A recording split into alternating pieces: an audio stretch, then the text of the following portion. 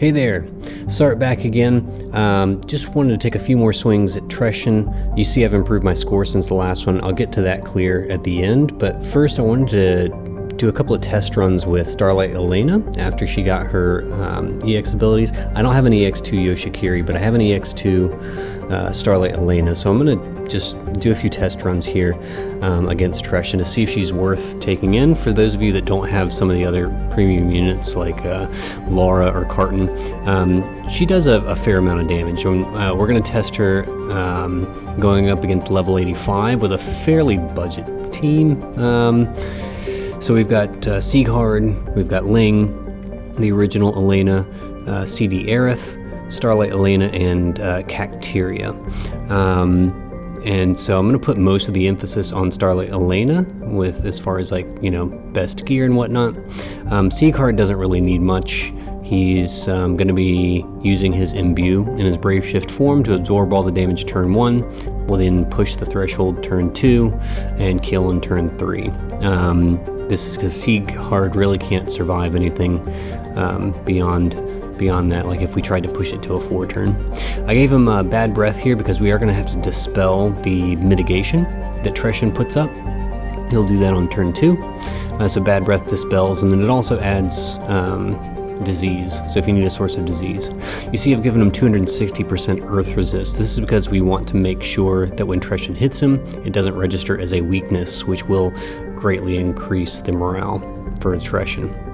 Ling here just gave her Call of the Wild. She will need that little boost to her LB gauge so that she can at least get off the Beast Killer buff on turn 1. Skye will help by filling an extra 10. He has that LB fill. In her Brave Shift form, gave her Hisami Clan Shuriken for just another source of disease infliction if you're looking for that. Call of the Wild in this form as well, because when she Brave Shifts, it'll also give her another extra 8 at the end of the turn. She does have some Beast and Dragon Killer, but she's not really going to do too much damage. She's not here as a damage dealer. The original Elena, pretty standard build here. Obviously with her sword, best weapon for her, and then just as much killers as I could stack in there. Gave her Starlight Elena's card. She's got 225 and 200 to Beast and Dragon Killers, so not too shabby. Aerith is literally just here for the light imbue and to take the sacrifice when we do the LB on turn 2. Gave her Toxic Rain, just showing you another source of inflicting disease if you've been looking for it. You'll notice her HP is quite low. That is because she needs to be lower than Starlight Elena. Here's Starlight Elena's build. Hopefully you can do something similar to this, but it doesn't have to be too crazy, although this is pushing the limits for what she can do by herself at level 85. In this form, don't stress too much about the killers. You'll want to really build up her other form. This is one of her EX abilities she got. Flat 1000 attack and mag. Some of her abilities got nice boosts, specifically like Gemini Blade. All of her Brave Shift Bolting Strike abilities got really nice buffs. And then her Magnus ability, Star Supernova, got a huge buff, a 240x mod attached to it now, and so that actually hits fairly hard. If you string 2 Gemini Blades and a Star Supernova together, it's a pretty big hit. This is just another nice little EX ability that she gets at EX2, helps make and build her a lot easier. And this is the ability she gets at EX3. I don't have it, obviously, but we don't need it. In her Brave Shift form, she unfortunately loses the nice 50% all stat passives, which really sucks because it makes her a lot more difficult to build in the Brave Shift form, but this is where most of her morale-based damage is, on her LB. Luckily, she comes with innate 300% limit burst damage. Gave her the Huntsman's Celestite Regalia because it comes with Beast Killer. So if you're looking for another source of Beast Killer with a strong attack and mag, there you go. You can get that one. That one's pretty cheap. I think it's only 500 shards once you get the most upgraded one. So you see she's got 275 Beast Killer and 150% Dragon Killer, so that's the best I can really do with her build. Like I said, she's not that easy to build there, but we do what we can. Cacteria, super easy, nothing in her normal form. Brave Shift is just full-on damage as much as you can build her. Cacteria is really important here because she brings the good defense and spirit breaks. Since we're dealing hybrid damage, we do need both defense and spirit breaks, and they both need to be quite good. So Cacteria can bring those along. She also dishes out a fair amount of damage on her own.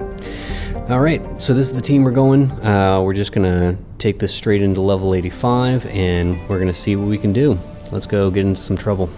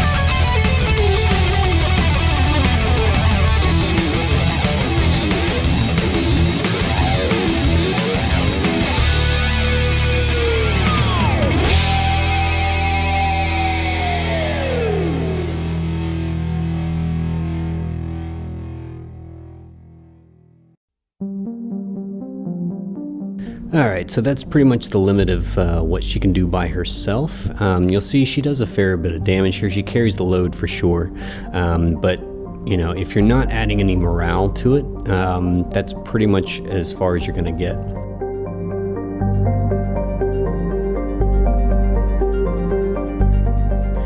Alright, so now we're going to add some morale to the battle and see just how strong we can get that limit burst. So here I'm bringing in Maeve as my tank, because we're going to push this to a 4-turn clear. So Maeve is really good because she can obviously survive long enough to make it to turn 4.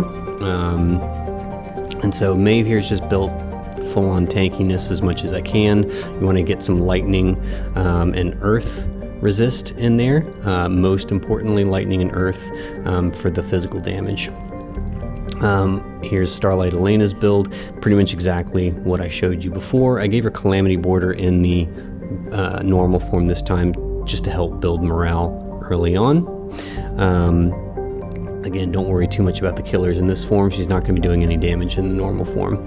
We're going to be focusing on her limit burst in her Brave Shift form, because that's where she gets the most damage. I think it tops out at like a 585 times modifier if you have 200% morale, and so we're going to try and get as close to that as we can and just see how hard she hits Treshen at level 99. So feel free to use this as sort of like your guide to just clearing it if you have a Starlight Elena. OG Elena, again, is pretty much the same thing. Same build as the previous one. Just try and give her as much killers as you can, whatever you have just, you know, left over lying around. You see she's got 75 and 250 beast and dragon killer, so it's just the best I could do with what I've got. In her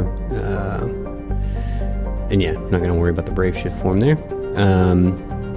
So we've got Diverti here, and he's going to be supplying the turn 1 90% mitigation to help Maeve survive the turn 1 unbroken damage, and then in his other form, Brave Shift form, you're just going to give him as much evoke damage as possible.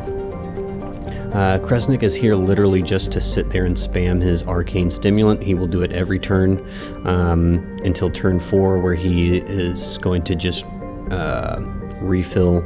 Yeah, you see in the normal form, Aurora Scarf dual wielding so that he can refill Starlight Elena's limit burst gauge for the kill turn. Cacteria, exact same build, nothing in the normal form, and then just damage and killers in the Brave Shift form.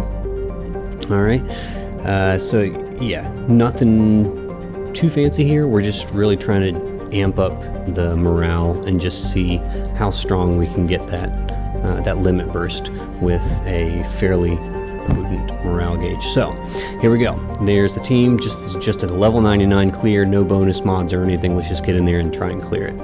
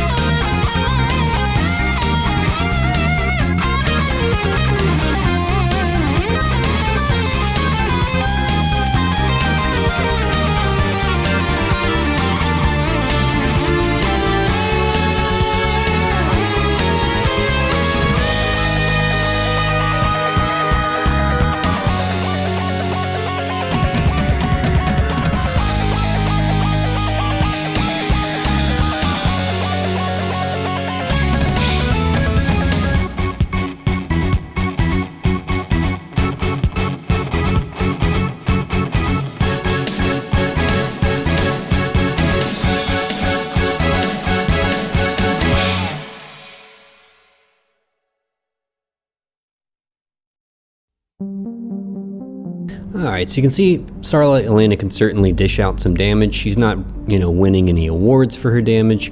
You can see her, she definitely outcompetes Cacteria in this particular scenario. She definitely works as a nice budget Clash of Wills finisher if you can ramp up your morale and use her Brave Shift Limit Burst, sort of like a budget version of Skye, if you will.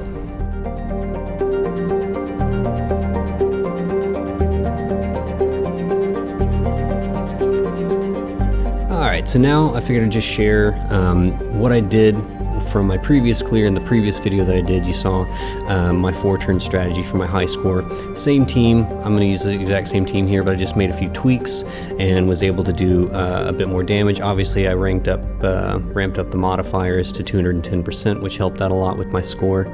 So here we go, back to level 81, 210% modifiers, and let's get in there and see how I bumped that score up.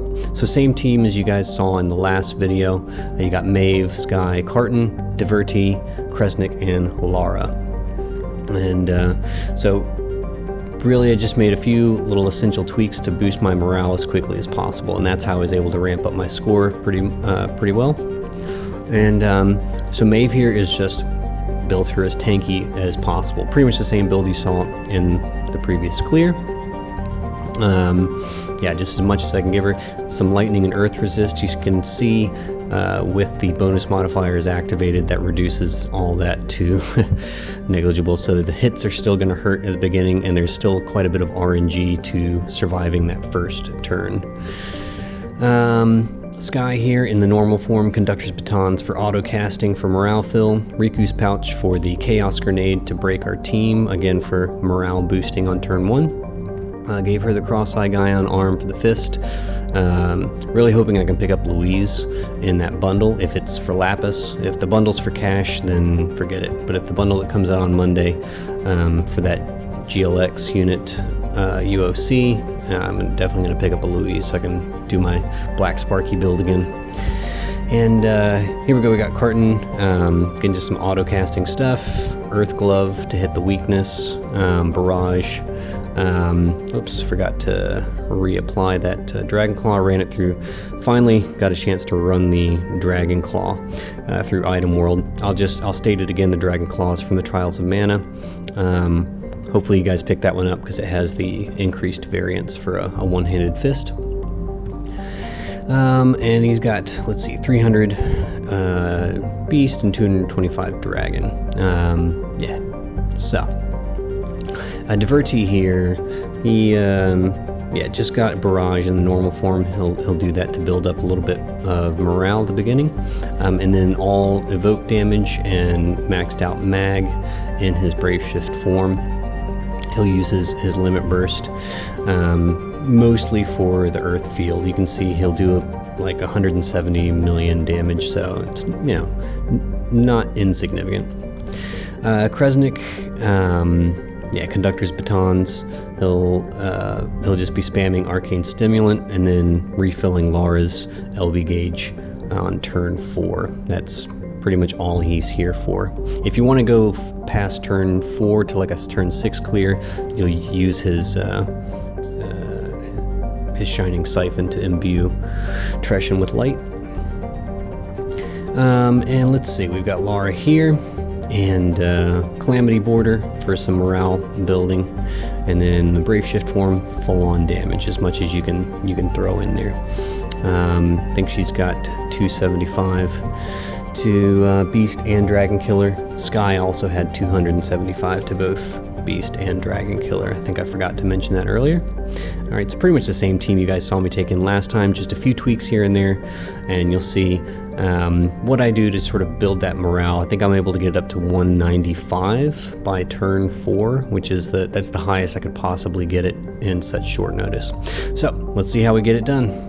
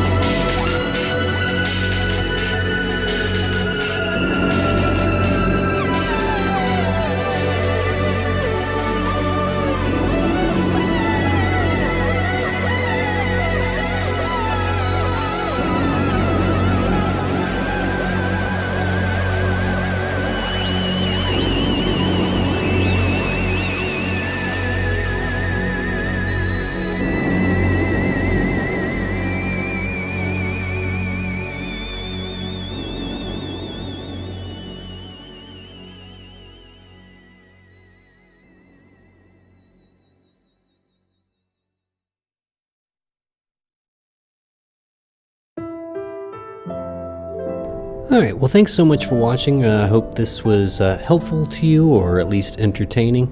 This is probably the last video I'll do for this Clash of Wills. You know, like I said, I might try to pick up Louise, and that'll hopefully improve my score a fair bit, but at this point it's going to be right up, you know, bumping right up to the last minute. So this is pretty much it for this Cal.